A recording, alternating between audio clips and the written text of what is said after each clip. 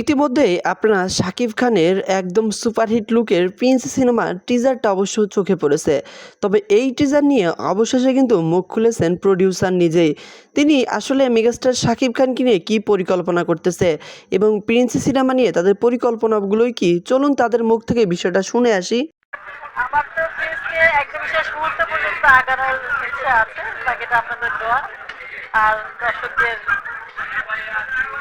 আসলে আমরা অবশ্যই পজিটিভলি দেখছি, বিকজ অফ কি যে আমরা যেভাবে যত দ্রুত কাজটা করছিলাম, তো দ্রুততার জন্য কিছুটা একটু হয়েছে, তো কিছুটা ত্রুটি দেখতে পেরেছেন, কিন্তু আমরা আসলে ছবির সময় সেই ধরনের ত্রুটি থাকবে না বলে আমরা আশ্বস্ত করছি।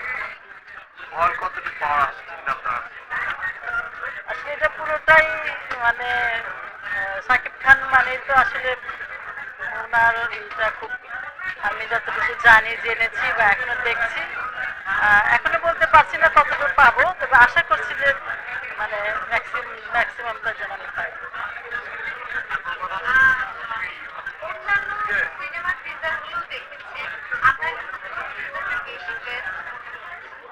আসলে আমি নিরপেক্ষভাবে বলতে গেলে আমি বলতে চাই যে সবগুলো সিজনই খুব ভালো হয়েছে। আর অ্যাকচুয়ালি আমরা এভাবেই চাই যে একা আমি কেন, সবাই মিলে যেন সবার ছবি যেন চমৎকারভাবে যায়। ঠিক আছে, দর্শকদের উদ্দেশ্যে সেটাই বলবো, সবাই যেন মানে সমানভাবে আমাদের সবার ছবি দেখে।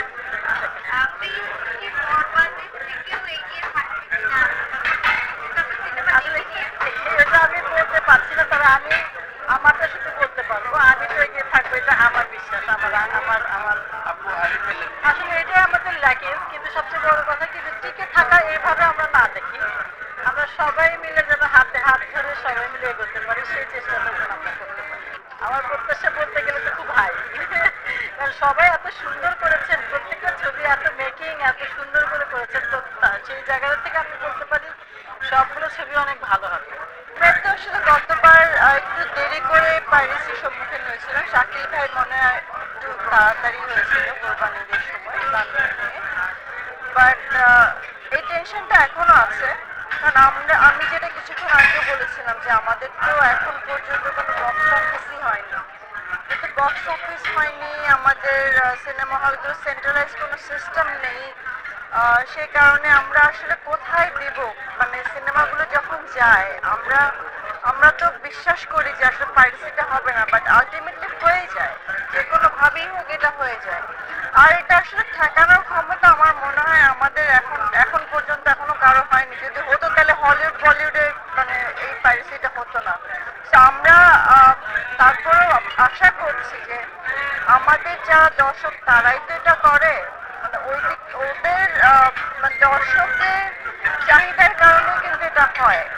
তো আমরা আশা করছি দর্শক এতটুকু অন্তত আমাদের প্রতি সহানুভূতিশীল হবে এবার, যে অপেক্ষা করে হলেও যেন সিনেমাটা বড় পর্দায় দেখে, বা ওটিটিতে যখন আসবে তখন যেন দেখে। কারণ এভাবে দেখলে হয় কি, এটা আমরা তো অনেক কষ্ট, একটা সিনেমা দেখলে অনেক কষ্ট। আপনি সেই আপুকে জিজ্ঞাসা করেন, উনি খুব ভালো বলতে পারবে, ওনার ফার্স্ট।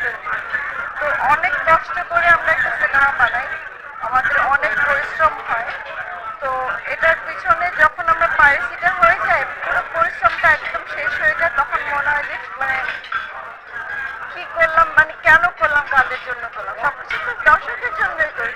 একটু অপেক্ষায় যদি করতে না পারে তাহলে আসলে আমার আর মানে বলার তেমন কিছু থাকে না তখন। আমার পক্ষ থেকে শুধু আমি একটা কথাই বলতে চাই, যেহেতু আপুর এক্সপিরিয়েন্সটা অনেক বেশি আছে, তার কষ্ট দুঃখটা অনেক বেশি আছে, আর আমি নতুন যেহেতু, সেই ক্ষেত্রে আমরা অনেক চেষ্টা করছি যেন পাইরেসিটা কোনোভাবে না হয়। কিন্তু এরপরে আমরা দর্শকদের উদ্দেশ্যে বলতে চাই, প্লিজ আপনারা সহযোগিতা করুন। আর সরকারকে মানে আমাদের পক্ষ থেকে সরকারের প্রতি বিনীত নিবেদন অনুরোধ থাকলো যেন উনিও আমাদের ব্যাপারটা দেখেন, যে সরকারকে সরকার যেন আমাদেরকে যেন সহযোগিতা করে। যদি আমরা এই দিক থেকে যদি গভর্নমেন্টের যদি হেল্প পাই, যদি পাইরেসি রোধ করার জন্য যত পদক্ষেপ নেওয়া যায় সেটা যদি, কারণ এটা তো আমাদের দেশের সম্পদ, একটা সিনেমা একটা দেশের সম্পদ, যদি এই সম্পদটা রক্ষা করার জন্য যদি গভর্নমেন্ট আমাদেরকে হেল্প করে, আমি মনে করি, আমরা সবাই মনে করি যে আমাদের পাইরেসি হওয়া তো দূরের কথা, আমরা সবাই আসলে একসাথে বসেই সিনেমাটা দেখতে পারবো। এবং আমরা প্রযোজকরা কিন্তু যেতে চাই না, আমরা কিন্তু হারিয়ে যাওয়ার জন্য আসি না।